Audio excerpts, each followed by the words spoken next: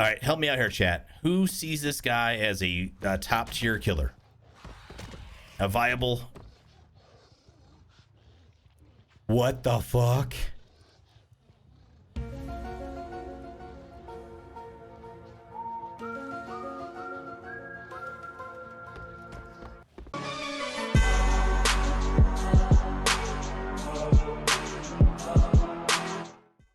Ooh, okay, the Blight. All right, first of all, let's take a look at this bad boy. Whoa, okay, that's a hood. He has some serious twitching going on. Are you going to lift up your head so we can look at you? You're just trembling. He's just shaking like a leaf. He's got a cane. He's got a cane. What the hell is this? Is that his weapon? He smacks you with his cane like a grandpa? Okay, I'm sorry, Chad. I'm sorry. I just like, I see the cane. I'm like, how is that gonna injure you? Like, ow, you hit me. That hurts. And then that's like, like this is nothing compared to an axe, a giant mallet, I don't know, a fucking saw blade. I don't understand. I just don't understand what's going on here. I don't like. He's got some serious like scoliosis. All right, so let's go ahead and go take a look at this character info. Let's take a look at his power. Pustulous serum courses through his veins, corrupting his mind and body, yet granting him unnatural physical abilities. Okay, special ability, rush. Press the power button to quickly rush forward. Doing so consumes a rush token. While performing rush, the Blight cannot launch an attack. What's the point in having an ability that sends your character flying forward, but you can't attack? Okay. Rush into a wall or obstacle in the environment to slam into it. If the rush fails to connect with a wall or obstacle, or if the Blight is out of rush tokens, he will enter a short fatigue state and be recharging the token. Following a slam, press the power button to launch a lethal rush. Doing so consumes another rush token, I'm guessing. A lethal rush behaves the same as rush, except that the Blight may launch an attack by pressing the attack button. What? I mean, I kind of get it, but you run into things and then bounce off the thing to do another rush to attack. Who came up with this concept? You have to have your tokens, you run into something deliberately, and then you bounce off of it or something. I don't know, we'll see here. And then you rush again to maybe hit a survivor. Oh, fucking A, man. All right, 4.6 base movement speed, again, 115. Survivors move at 4.0, so this is 115 instead of, you know, killer. 32 meter tear radius base as well. Tall height. I question that. Okay, let me compare him real quick. This is Michael Myers, who is tall. This is Trapper, who is tall. This is Blight, who is tall. Does this guy look the same height as this guy? I don't. Let's go ahead and keep looking here at his perks. After kicking a generator for the next 30 seconds, the first survivor that interacts with it will scream. Okay, so think infectious fright. Revealing their location for 4 seconds. Okay, again, just infectious fright. Becoming afflicted with the exposed status for 60 seconds and a cooldown of 80 seconds. Dragon's Grip with Pop Goes the Weasel could have some potential effects. I like the 60 seconds. Okay, so all right, here I'm gonna just spitball here with you. You kick a gen, survivor interacts with it for the next 30 seconds. They scream. Do you break off your chase as a killer, right? You're chasing after a survivor, and then you hear off in the distance a survivor scream. This only would work if they stay on that gen. That window of opportunity where this is useful, to me, initially sounds not that great. I mean, 60 seconds exposed is fine, but you only get to know where they're at for like one time. Think of it as conditions, right? Like your win conditions or whatever. Do you know, X, Y, and Z have to happen for perk to be good? I'm not saying it's a bad perk, but again, we'll go back to the same thing I've said many a time. If you have another perk that it's replacing, it has to be better. I mean, I like the fact that at least the exposed status is 60 seconds. I think the cooldown should be 60 seconds. So I would say they need to make 2 changes to this perk. it should be for the next 60 seconds, and the cooldown should be 60 seconds. It should be 60 seconds. For the next 60 seconds, they're exposed for 60 seconds, and the cooldown is 60 seconds. So there's a good chance after 30, you kick the gen and 30 seconds go by and they don't even touch the damn thing. Then your perk does nothing. Okay, next one. Hex Blood Favor, a hex that gains entities favor when blood is spilled. When a survivor is hit, pallets within 16 meters of your location are held in place for 15 seconds. These pallets cannot be pulled down with a cooldown of 40 seconds. Yeah, this is a hex totem, Hex Blood Favor. I'm gonna tell you why this perk is terrible in like 3 seconds. Chat, you ready? 16 meters of your location, that survivor is running 16 meters away with the sprint burst that he gets. Think about that for just a split second. You hit the survivor and they run away. They're probably further than 16 meters by the time you catch up to them. As a survivor, if the killer hits me, I'm running away, right? I'm taking the advantage of that sprint burst that I get while they're cleaning their weapon, and they move away. And if they're still within 16 meters, okay, it needs to be further than the 16 meters if it's going to be effective. It needs to be like 24 meters. Hex Undying, another hex. So we got 2 hexes, by the way. Hex which maintains the vile powers that flow throughout the trial. While Hex Undying is active, survivors within 2 meters of any totem have their aura revealed for 6 seconds. Okay. When another hex totem is cleansed, that hex transfers to an available dull totem, losing any tokens in the process. So I like the fact that if it's any totem, it's not just hex totems, any totem, you can, if that Claudette's off crawling in a corner somewhere and cleansing a dull, dull totem, this could be good at the start of a game for knowledge. But 2 meters is not a big area, so it has to be, they have to be like, let's say it's a totem that's near a generator, maybe you get something out of that. But here, keep in mind though, right? So the hex totem that I would like to use with this right off the bat would be Devour Hope, but it loses any tokens when it changes. So if you have Hex Undying and Hex Devour Hope, and you have your three tokens and they cleanse Devour Hope and it moves to another totem, you're back at 0 tokens. If Hex Undying and Haunted Ground work, okay, so Hex Undying is 1 totem, Hex Haunted Ground is 2, so you're consuming three totems right at the start, right? As there's no, and then that would have to be the last totem that they cleanse until Noed pops up. Because if there's no totem that isn't lit, Noed doesn't go off, right? That's just how it works. I think this is just a better way of making Ruin stick around for a bit longer. We'll see. And again, but Ruin's really not worth 2 spots. So they're talking about 2 perk spots to keep Ruin up longer, right? Think about that. Hex Undying plus Hex Ruin, 3 dulls. They happen to find your Ruin and not the Hex Undying. They break it and moves to another totem, so Ruin's still active. Ruin, Undying, and Surveillance. But now you're talking about 3 perk slots.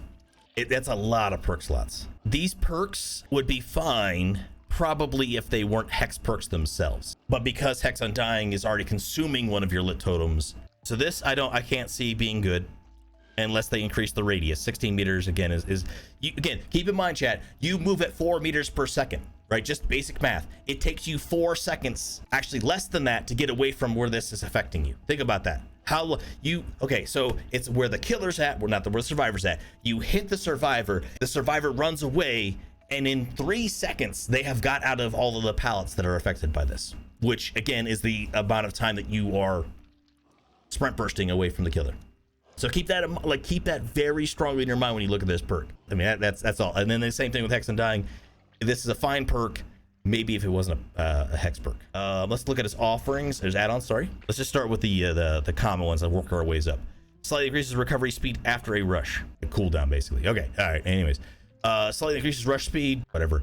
Slightly increases the turn rate during rush, so you can turn, apparently. Displays the target location of a slam. Automatically face the nearest survivor after a slam. This actually seems decent so far. Displays the target location of a slam. Automatically face the nearest survivor after a slam. I like it. The fact that it automatically helps you line up your next rush, I can get on board with that. Increases the recovery speed after a rush. Okay, same thing with cooldown there. All right. Increases the speed at which rush tokens regenerate. So faster tokens. Okay, we're used to that. Increases turn rate while rushing. Moderate increases turn rate while rushing. So this is control basically. Blighted Rat. Moderate increases rush speed. I don't think that's going to be useful, but we'll see.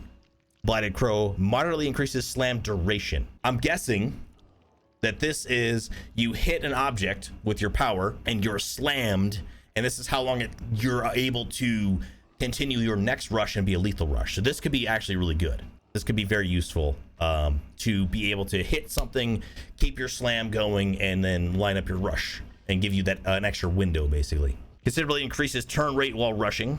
Okay, again, this is part of, like, think about it, like you hit something and then you have to line up your shot, and the survivor's trying to dodge you with your next rush, and you're able to curve, if that makes sense. Considerably increases slam duration. Okay, same thing. You know, increasing slam duration seems like a base thing. Rush tokens by 1. Increases rush speed for each consecutive rush. Oh, that could be kind of, okay, I don't know if it's going to be pragmatic, but this could be fun. Like if you rush and hit and rush and hit, like just a exactly pinball. Yeah. Mod increases speed at which rush tokens regenerate. Okay, faster. Okay, gains the undetectable status while rushing. While rushing, that's not very good. Like that. Okay, so while you're in the middle of, then you're undetectable, and then you hit something. I don't get it. I don't understand the point of undetectable while rushing. If it was like gain the undetectable status after rushing for 10 seconds or something like that, then you got some play there. Hitting a survivor with a lethal rush will call upon the entity to block pallets within 16 meters of your location for 12 seconds. Still garbage. This is the same thing. 16 meter radius of your location for 12 seconds. They're gone by then. Any survivor within 60 meters of a slam will suffer from the hindered status for 3 seconds. This could be decent. So any survivor within 16 meters of a slam will suffer from the hindered status effect for 3 seconds. I'm curious what percentage, but that seems useful. This seems like something you want to utilize. Considerably increases the speed at which tokens regenerate, decreases the amount of rush tokens by 1. I don't know about that. Ultra rare add-on. Upon using all rush tokens, your last lethal rush will put survivors into the dying state. That's an ultra rare. Either rush, slam, rush, lethal rush, hit somebody. Wow. Okay. Compound 33. While initiating a slam, reveal the aura of survivors within 16 meters of the collision location for 6 seconds. Okay. Worth 100 points in the devious category for each survivor revealed. Moderately increases rush speed for each consecutive rush. That could be decent. So I don't understand this one, because this sounds really painful to use to be effective. Maybe. I haven't played them yet. But this one, I like the aura reveal. 16 meters, 6 seconds. Increases rush speed for each consecutive rush. So I think there's something to this one. My first thought, okay, my initial thought is slam duration, chip monocle. And then build wise, let's see here. Okay, let me think here. I don't think any of his perks are worth using. Let's go with monitor, because I want to be able to rush survivors without them knowing I'm there. Erupt, barbecue. I wonder if he can like if he rushes you with save the best for last, can you avoid using your tokens? So you rush and make sure you slam your or lethal rush your survivor. Chat. Serious question. What happens if this guy gets rot in the fields and he can't slam at anything? Then he doesn't have a power. He's just a 115 and 1 killer. Okay. Badham Preschool. Hey, this is the new update. He is definitely not tall, by the way. Look at where he's looking at this palette, which is kind of a cool looking palette, but this is not tall by any stretch of the imagination. This dude, look, this guy is short as fuck. He can barely see over a trash can. Yo, so what happens if I rush at this guy? Nope. Oh, jeez. Have to wait for the cooldown. Ah, nope. Okay. There's not a lot of time there. All right, hold on.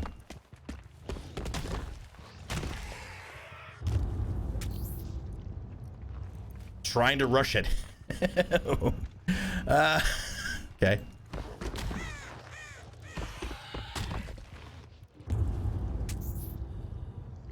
For real?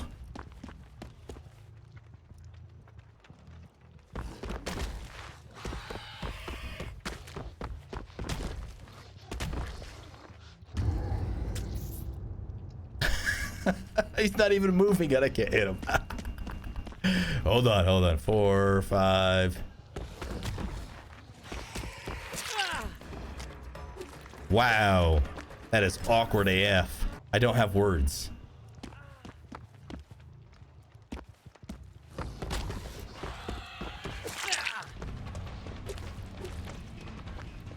Okay.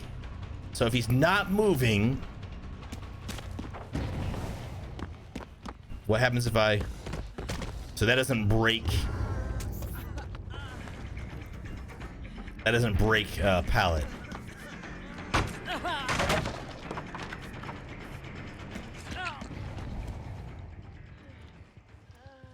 What is this? What is this killer?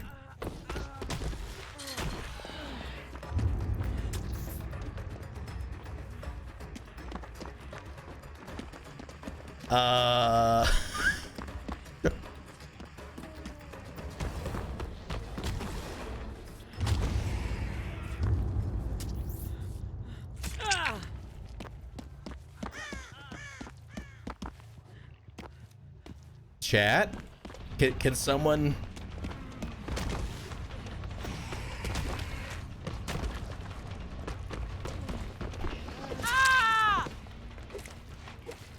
Sure. That kind of sort of works. That was so much work to smack the survivor.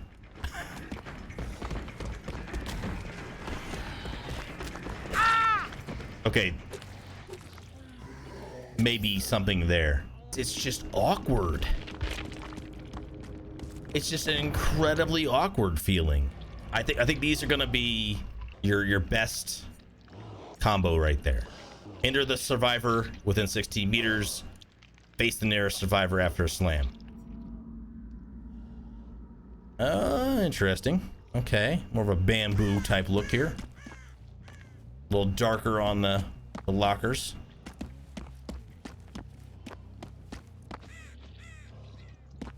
This guy is so short. Yeah, this is like hag level shortness. So can you use his rush to like get around? And you just get stunned. Okay, what if I keep rushing? Hold on, do I... Can I consume another? Nope, I can't. Oh yeah, he does have 6 fingers on his left side. So you can't just keep rushing.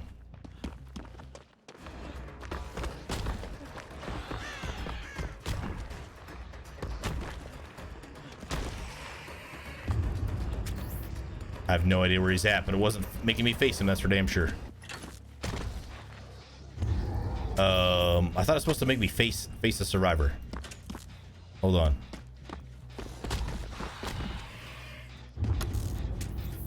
That he's not even moving in the add-ons not working. Just stay put.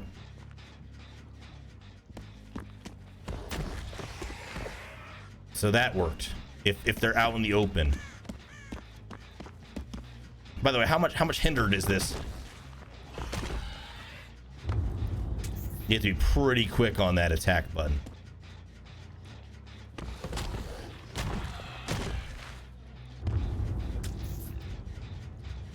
Okay. Yeah, there's the chat. He's right there.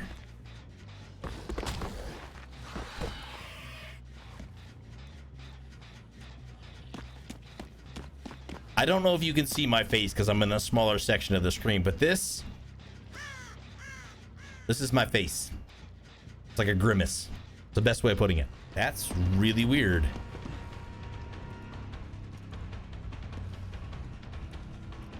There are no bugs in this game. You cannot get out of this thing.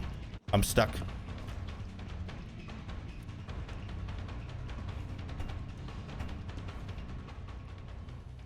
I would definitely say that's a bug, chat.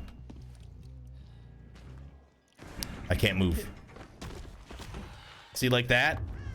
If they're too close, that's going to be a tactic. I'm telling you right now. If this is going to be a tactic where survivors run at the killer because they won't be able to... He won't be able to swing his weapon. Yeah, if they're too close, you can't lethal rush them. Who came up with this killer?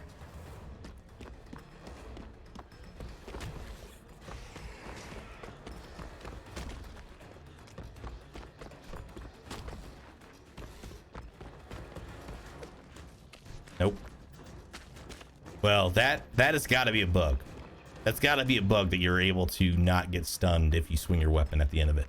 Yeah, you should automatically, if you run into the survivor, attack them. Run away. See if I can catch up to you by bouncing off the walls here. Whoa.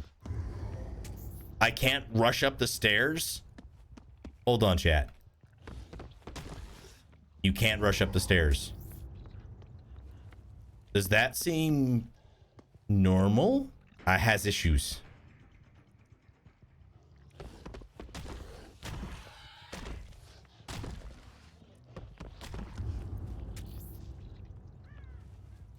Because I'm about done with this guy. I can't. There's a couple times when, yeah, you could use his power and get hits in, but otherwise you're just going to be chasing people. And yeah, that's definitely Steve's voice.